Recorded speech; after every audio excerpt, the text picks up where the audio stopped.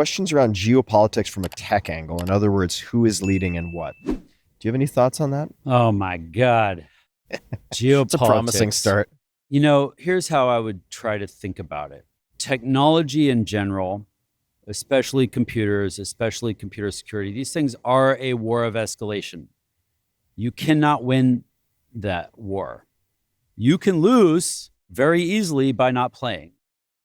And so, for better or worse, I think it's important to think about these things this way. You can kind of see it if you're going to say geopolitically on technology in general. China and the US are definitely trying to play. Yep. And you can see a lot of places that I won't name, like Europe, that you absolutely could say are not playing. And so you'll see how that plays out. You can see how it plays out with lots of technologies. What are the main technologies? I mean, are we talking semiconductors and AI? Are we talking These days, those are the biggest ones. And the reason they're so big is they're generally applicable. So, computers can be applied to everything. They'll end up, if you haven't got one in your pocket by now, you will. I mean, they go everywhere. So computers are very important technology that's generally applicable. You just can't ignore it.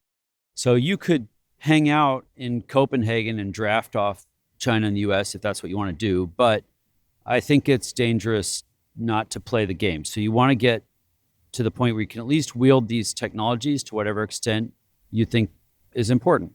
So that's as much as I think people really need to know.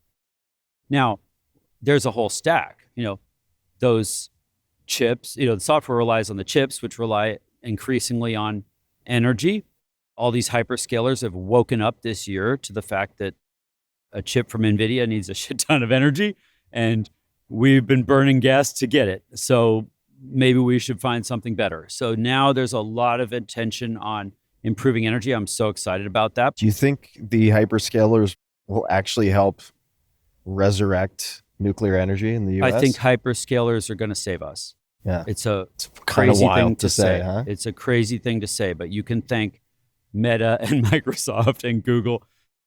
And the reason is we don't make enough energy on this planet.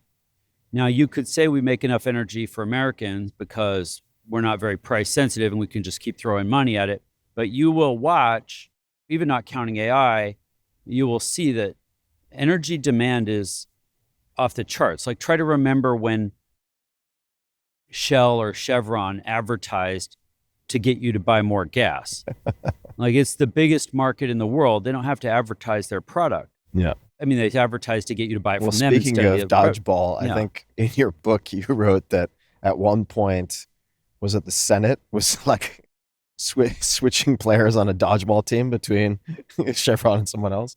Well, yeah, I mean, I would say the oil industry probably staffed Congress for most of our lives. Yeah. Now it's hyperscalers. Yeah. And so we are getting the legislation that we need. Last year, the most bipartisan bill I know of was called Advance. That was to build nuclear reactors in the US.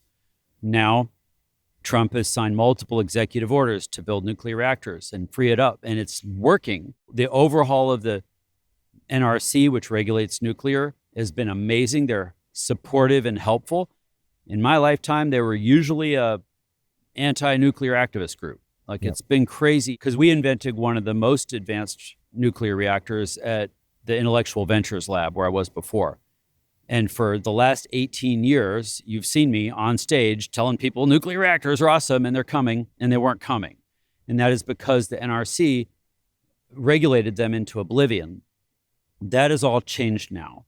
And as of this year, this is crazy. As of this week, so we have now a nuclear reactor company, I should describe, which has invented a reactor that fits in a borehole. They bury it a mile deep. So this reactor is unquestionably It's like the size safe. of a small car or something like that? It's the size of a Toyota, not more complicated than a Toyota. And the thing can be made in a factory like a Toyota. Mm-hmm. But it's buried under 10 billion tons of rock. It's something that, if anything went wrong, there'd be no radioactivity at the surface. It's a mile from anyone's backyard. And when you retire it or when it stops functioning, fill the hole with dirt. Just bury it. Yeah.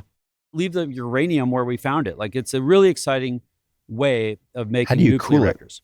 there's a water in the borehole that goes down and cools it. And what's so fascinating is if you look at like a Fukushima type problem, there's these pumps that are supposed to be pumping water through the reactor core to cool it. And those pumps could fail.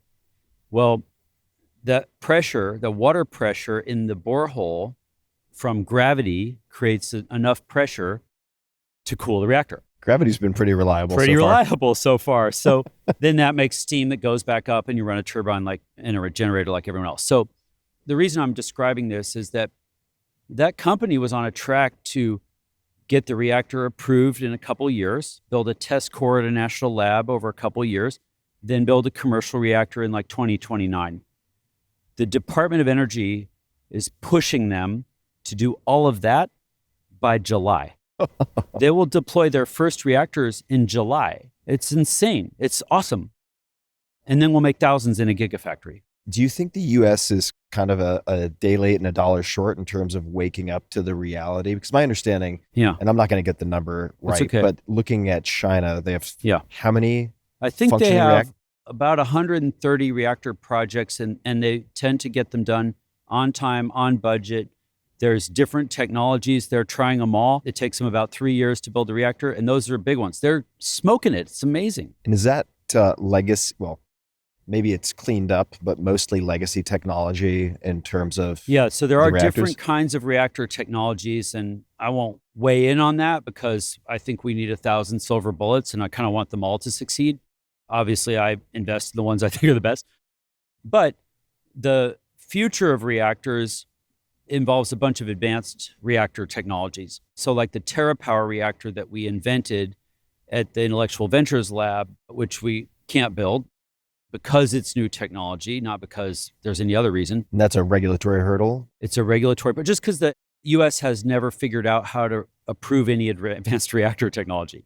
Once they do, we could build something like that. That reactor is powered by nuclear waste. It literally recycles nuclear waste inside the reactor. So that's where we want to go. That might take a while.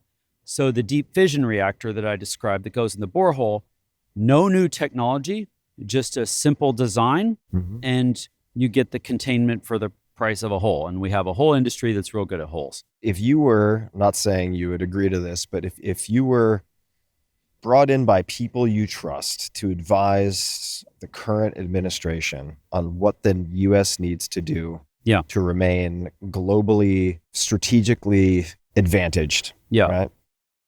Or at least not lose. What are some of those pieces of advice that you would give? Wow. Well, I'd say the number one thing is going to be energy. In energy, the number one thing is fission reactors. Love fusion. Hope we get it someday. Don't hold your breath. We have other technologies that I think could happen sooner than fusion that we could talk about, like space solar. But I would say aggressively deploy nuclear reactors, make that as easy as possible. Take on the biggest problem remaining is the litigious nature of the US. So you start a nuclear reactor project, you get 1,000 lawsuits. We got to squelch that because we're competing with China and China doesn't have that problem. And so, make a clean regulatory track that makes it possible to deploy these things at scale. That's the most important thing. If you get nuclear reactors, you solve a lot of other problems for free. Right. And so I think that with limited attention span, that would be where my focus would be. Commercially, we can take care of the chips and everything after that.